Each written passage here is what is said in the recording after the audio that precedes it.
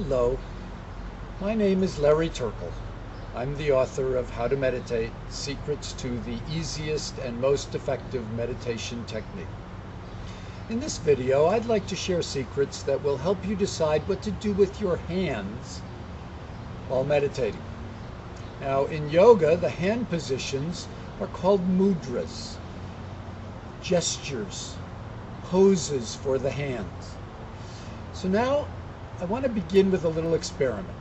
I'd like to ask you to rub your hands energetically, create the friction, feel the heat till you almost can't stand it. Then open the palms. I want you to feel the energy radiating off of your palms. Feel how you can change the pattern of that energy by bringing, for example, the first finger to the thumb. If you don't believe me, open those hands again. Feel it radiating out in all directions. Then bring the first finger to the thumb. Feel how it seems to be recycling some of that energy. It's not all radiating out.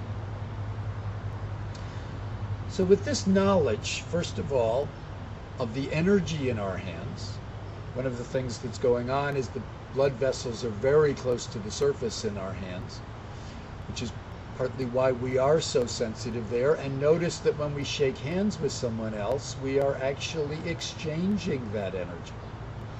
When we heal someone, the laying on of hands is done with open hands, the energy passing out through the palms from the healer to the patient. In meditation, we have some choices. With this knowledge of the power and energy in the hands, let's look at some of the most popular mudras, positions for meditation. The first is called Gyan Mudra.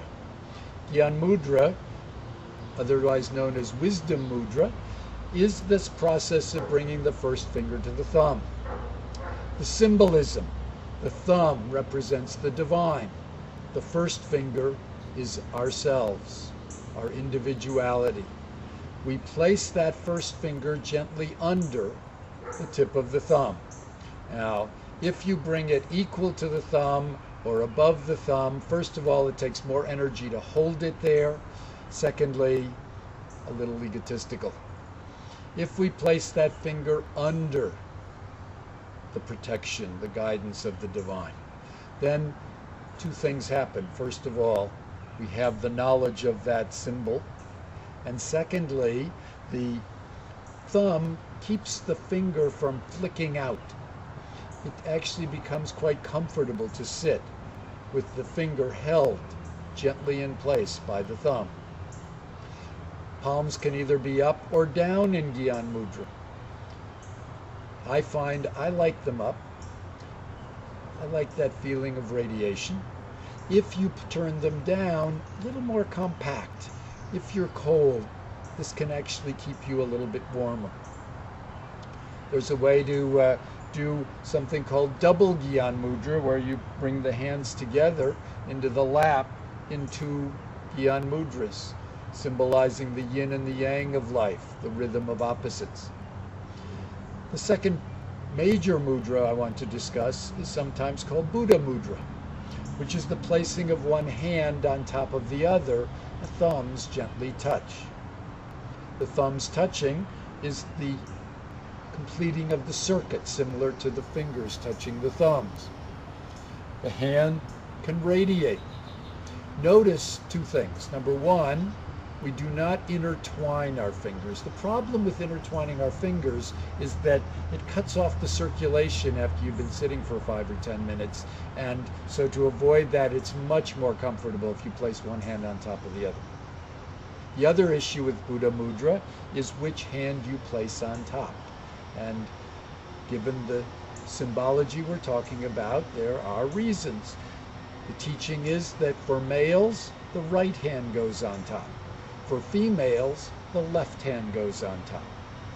Or I like to joke with my students, if you're a female working on your assertive side, perhaps you'd like to play with the right hand on top. If you're a male looking to develop your feminine side, your intuitive, emotional side, you might place your left hand on top. Gyan Mudra, Buddha Mudra. The two that you see most common in pictures of someone meditating, pictures of the Buddha, yoga pictures that show people in various meditation positions. There are a variety of little alternatives. For example, we only talked about the first finger. The second finger gently under the thumb is for healing. The third finger, placed gently under the thumb, is for grounding. If you're anxious, afraid, want to be grounded.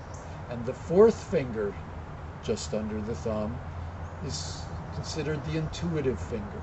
So that if we want to cultivate our intuition, get in touch with our emotions and our feelings, one way to do it is through the little finger. I hope this teaching today has brought more awareness to both the power, energy, and symbol that you can find in your hands.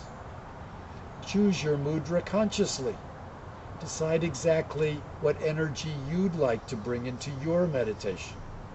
Feel that you're bringing another dimension of harmony to your practice. Enjoy your meditations. Have a great day. And always remember, enjoy your journey.